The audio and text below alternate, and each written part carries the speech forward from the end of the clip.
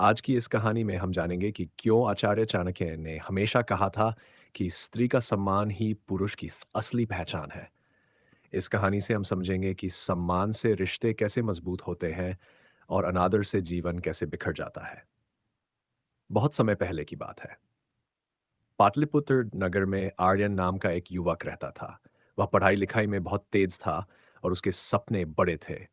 लेकिन उसकी एक कमी थी, वह स्त्रियों का सम्मान नहीं करता था। आर्यन सोचता था कि औरतों का काम केवल घर संभालना और पुरुष की सेवा करना है। वह अपनी माँ से भी कठोर बातें कहता और बहनों की भावनाओं का मजाक उड़ाता। एक दिन आर्यन आचार्य चाणक्य के गुरुकुल पहुंचा। उसने सोचा कि अगर मैं चाणक्य से शिक्षा पालूं तो भविष्य में बड़ा मंत्री या राजा भी बन सकता हूं। आचार्य ने उसकी आंखों में अहंकार देखा और मुस्कुराकर कहा, शिक्षा तो दूंगा, लेकिन पहले तुम्हें एक परीक्षा पास करनी होगी। परीक्षा? चाणक्य ने उसे एक दीपक दिया और बोले, इसे रात भर जलते रहना चाहिए। अगर सुबह तक ये दीपक बुक बुझ गया तो तुम्हारी शिक्षा यहीं समाप्त हो जाएगी। आर्यन ने दीपक लिया और अपने कमरे में चला गया। रात को ठंडी हवा चली और दीपक बुझ गया। सुबह चाणक्य ने पूछा, दीपक कहाँ है? आर्यन बोला, गुरुजी, हवा तेज थी इसलिए दीपक बुझ गया। इसमें मेरी क्या गलती?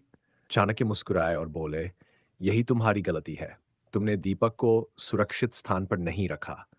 जिस तरह एक दीपक की लौ को बचाना जरूरी है, उसी तरह स्त्री के सम्मान को बचाना और उसकी रक्षा करना भी हर पुरुष का कर्तव्य है। चाणक्य ने आगे कहा, स्त्री केवल एक व्यक्ति नहीं, बल्कि परिवार और समाज की नींव है। अगर पुरुष स्त्री का सम्मान करता है तो उसका घर स्वर्ग बन जाता है, लेकिन अगर वह स्त्री का अपमान करता है तो उसका जीवन अंधकार से भर जाता है। आर्यन ने कहा। आर्यन को अपनी गलती समझ आ गई। वह शर्मिंदा होकर बोला, गुरुजी, आज तक मैंने माँ और बहनों की कद्र नहीं की। मैं वादा करता हूं कि अब से मैं हर स्त्री को माँ बहन के रूप में सम्मान दूंगा।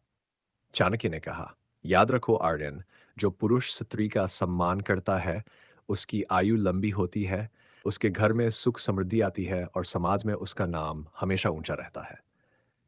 दोस्तों, इस कहानी से हमें यही सीख मिलती है कि स्त्री का सम्मान करना ही असली पुरुषार्थ है। चाणक्य नीति कहती है कि जहां स्त्रियों का आदर होता है वहां देवता स्वयं निवास करते हैं।